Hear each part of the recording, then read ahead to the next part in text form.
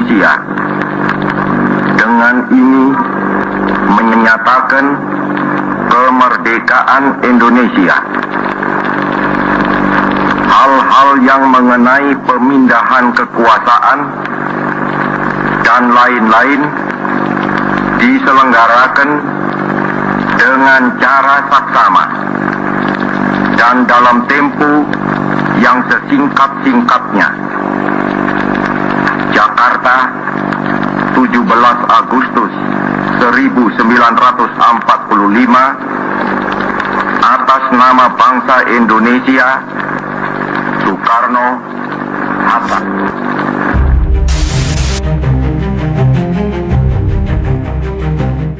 Pada tanggal 17 Agustus 1945, proklamasi baru saja dibacakan yang menandakan bahwa Indonesia sudah merdeka. Namun, Indonesia malam itu adalah sebuah negara bayangan. Kita punya kemerdekaan, tetapi belum punya pemerintahan. Tentara Jepang masih bersenjata lengkap di setiap sudut jalan, dan sekutu sedang dalam perjalanan untuk mengambil alih. Para pendiri bangsa tahu, jika dalam hitungan hari Indonesia tidak membentuk kelengkapan negara, kemerdekaan ini akan dianggap tidak sah oleh dunia internasional. Sehari setelah proklamasi, para pemimpin bangsa bekerja keras untuk membentuk kelengkapan negara seperti lembaga pemerintahan sebagaimana layaknya suatu negara merdeka. PPKI kemudian menyelenggarakan rapat pertama pada tanggal 18 Agustus 1945 untuk menyusun konstitusi dan struktur kepemimpinan sebagai fondasi negara yang merdeka. Dalam sidang yang dipimpin oleh Soekarno dan Muhammad Hatta ini, dilakukan perubahan krusial pada naskah Piagam Jakarta dan rancangan batang tubuh Undang-Undang Dasar 1945 demi menjaga persatuan nasional. Sebelum sidang dimulai, para tokoh seperti Soekarno dan Muhammad Hatta melakukan diskusi penting mengenai Piagam Jakarta yang sebelumnya dirumuskan pada tanggal 22 Juni 1945. Dalam Piagam Jakarta tersebut, terdapat rumusan sila pertama yang berbunyi, ketuhanan dengan kewajiban menjalankan syariat Islam bagi pemeluk-pemeluknya. Namun, pada pagi hari tanggal 18 Agustus 1945, beberapa tokoh dari Indonesia bagian timur menyampaikan keberatan terhadap kalimat tersebut karena dianggap kurang mewakili seluruh rakyat Indonesia yang beragam agama. Mereka khawatir hal itu dapat menimbulkan perpecahan di negara yang baru saja merdeka. Oleh karena itu, pada hari yang sama, para tokoh sepakat mengubah kalimat tersebut menjadi ketuhanan yang Maha Esa, yang lebih bersifat universal demi menjaga persatuan dan kesatuan bangsa. Di dalam rancangan batang tubuh Undang-Undang Dasar 1945 yang dibuat oleh BPUPKI, ada aturan yang sangat spesifik mengenai siapa yang boleh menjadi presiden. Di dalam pasal 6 ayat 1 rancangan awal, tertulis, presiden ialah orang Indonesia asli yang beragama Islam. Sama halnya dengan sila pertama Pancasila, Muhammad Hatta dan tokoh-tokoh lainnya menyadari bahwa Indonesia adalah milik semua golongan. Jika syarat beragama Islam tetap dicantumkan, hal itu akan melukai perasaan saudara-saudara kita di Indonesia Timur dan wilayah non-muslim lainnya. Akhirnya, dalam diskusi kilat pagi hari itu, frasa yang beragama Islam dihapus. Maka, hasil akhir pasal 6 ayat 1 Undang-Undang Dasar 1945 yang disahkan berbunyi, presiden ialah orang Indonesia asli. Di hari yang sama, dalam rapat untuk menentukan presiden dan wakil presiden, Otto Iskandar Dinata mengusulkan agar pemilihan dilakukan secara mufakat. Ia mengajukan Soekarno sebagai presiden dan Muhammad Hatta sebagai wakil presiden. Tentunya, hal ini sesuai dengan ketentuan Undang-Undang Dasar yang baru disahkan. Dalam musyawarah tersebut, secara aklamasi, peserta rapat menyetujui dan menetapkan Soekarno dan Hatta sebagai presiden dan wakil presiden pertama Republik Indonesia, diiringi dengan lagu kebangsaan Indonesia Raya. Soekarno legt de eed af in handen van de president van het Hoge Rechtshof volgens de rites van de islam. Bahwa saya sekuat tenaga akan menunjukkan kesejahteraan Republik Indonesia Serikat dan bahwa saya akan melindungi dan mempertahankan kebebasan dan hak-hak umum dan khusus sekalian penduduk negara. Sekalian penduduk negara. Dengan setia akan memenuhi segala kewajiban yang ditanggungan kepada saya oleh jabatan Presiden Republik Indonesia Serikat sebagai sepantasnya sebagai kepala negara yang baik. Om 11 uur was de plechtigheid afgelopen. De eerste president van de Verenigde Staten van Indonesië had zijn ambt aanvaard. Setelah memilih presiden dan wakil presiden Republik Indonesia, para pendiri bangsa menyadari bahwa presiden tidak boleh menjadi diktator yang memegang semua kekuasaan sendirian. Maka disahkan aturan peralihan pasal 4 yang berbunyi, sebelum Majelis Permusyawaratan Rakyat, Dewan Perwakilan Rakyat, dan Dewan Pertimbangan Agung dibentuk menurut Undang-Undang Dasar ini, segala kekuasaannya dijalankan oleh presiden dengan bantuan sebuah komite nasional.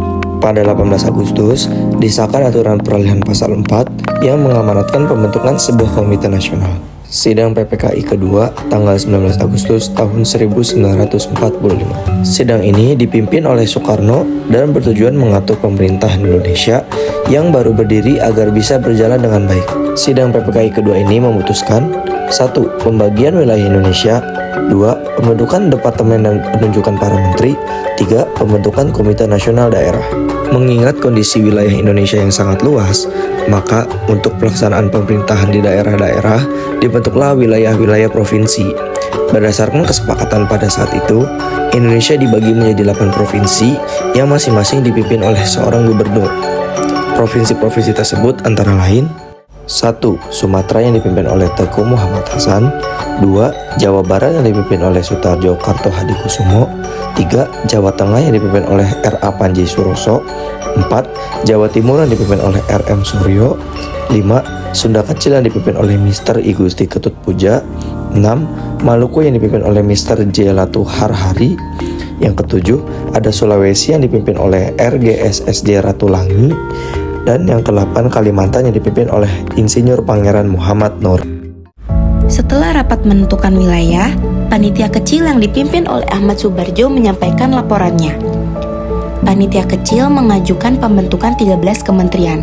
Kemudian hasil rapat memutuskan untuk membentuk 12 departemen kementerian dan 4 menteri negara tanpa portofolio.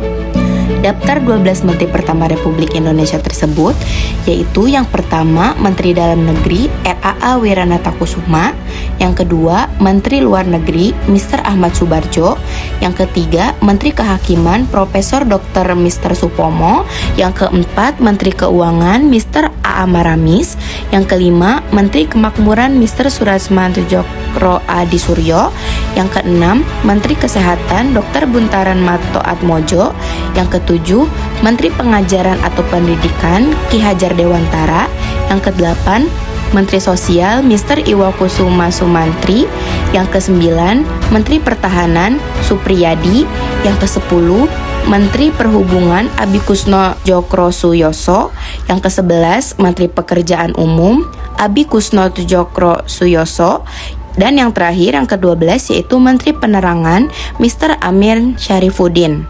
Dengan Menteri Negara yaitu Wahid Hasyim, M. Amir, R.M. Sartono, dan Raden Oto Iskandar Dinata. Setelah wilayah dibagi dan menteri ditunjuk, langkah terakhir dalam sidang kedua adalah memastikan suara rakyat di daerah tetap terdengar. Maka, dibentuklah Komite Nasional Daerah atau KND. Para anggota KND adalah tokoh-tokoh masyarakat setempat yang dipercaya untuk membantu gubernur menjaga keamanan. Tugas mereka yaitu untuk segera menyebarluaskan berita proklamasi, mengibarkan bendera merah putih di gedung-gedung pemerintah daerah, dan mengambil alih kekuasaan dari tangan Jepang secara damai. Sidang PPKI ketiga tanggal 22 Agustus 1945, dalam sidang ketiganya PPKI mulai menyusun kekuatan rakyat melalui 3 pilar utama. Yang pertama, meresmikan Komite Nasional Indonesia sebagai wadah aspirasi politik pertama. Yang kedua, mencoba menyatukan langkah lewat satu partai nasional. Dan yang ketiga, membentuk Badan Keamanan Rakyat atau BKR. Langkah besar pertama dalam menata demokrasi Indonesia dimulai dengan pembentukan Komite Nasional Indonesia atau yang disebut dengan KNI. dan disahkan strukturnya pada tanggal 22 Agustus 1945. Susunan pengurus KNIP adalah yaitu Ketua KNIP Mr. Kasman Singodimejo, Wakil Ketua 1 Sutarjo Karto Hadikusumo, Wakil Ketua 2 Mr. Jala Tuharhari, Wakil Ketua 3 Adam Malik. Soekarno dan Hatta mengangkat 137 orang anggota Komite Nasional Indonesia Pusat atau KNIP yang mencerminkan keadaan masyarakat Indonesia. Seluruh anggota PPKI kecuali Soekarno dan Hatta menjadi anggota KNIP.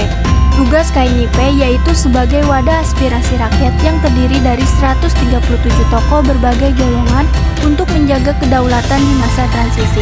Seiring berjalannya waktu, melalui maklumat Wakil Presiden nomor 10, tugas KNIP berkembang pesat dari sekedar penasihat menjadi lembaga legislatif yang berwenang ikut menetapkan undang-undang serta garis-garis besar haluan negara, menjadikannya tonggak awal sejarah parlemen dan sistem demokrasi di Indonesia.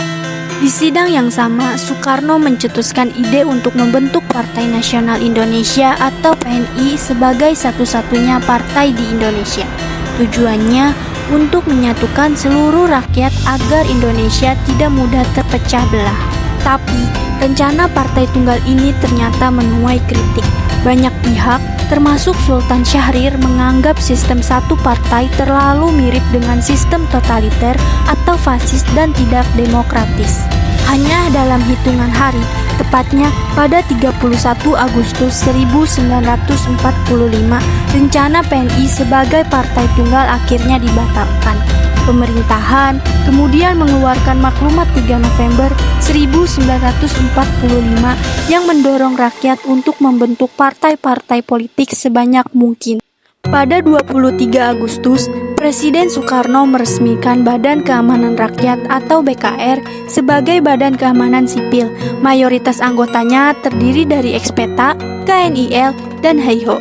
Namun, kebutuhan akan tentara resmi tak lagi bisa ditunda saat sekutu mulai membebaskan serdadu Belanda yang mengancam kedaulatan kita. Melihat situasi yang semakin mendesak, Soekarno kemudian memanggil mantan mayor KNIL Urip Sumoharjo dari Yogyakarta ke Jakarta untuk diberi tugas membentuk tentara nasional. Berdasarkan maklumat pemerintah, pada tanggal 5 Oktober 1945 berdirilah Tentara Keamanan Rakyat atau TKR yang awalnya dipimpin oleh Suprijadi, sang tokoh perlawanan peta di Blitar. Namun, karena Suprijadi tidak kunjung muncul, melalui pertemuan besar para komandan di Yogyakarta, terpilihlah Jenderal Sudirman sebagai Panglima Besar TKR. Dalam perkembangannya, nama tentara kita terus berevolusi. Tentara Keamanan Rakyat berubah nama menjadi Tentara Keselamatan Rakyat pada tanggal 7 Januari 1946. Lalu berganti menjadi Tentara Republik Indonesia atau TRI pada tanggal 24 Januari 1946 dan berubah nama kembali menjadi Tentara Nasional Indonesia atau TNI pada 3 Juni 1947.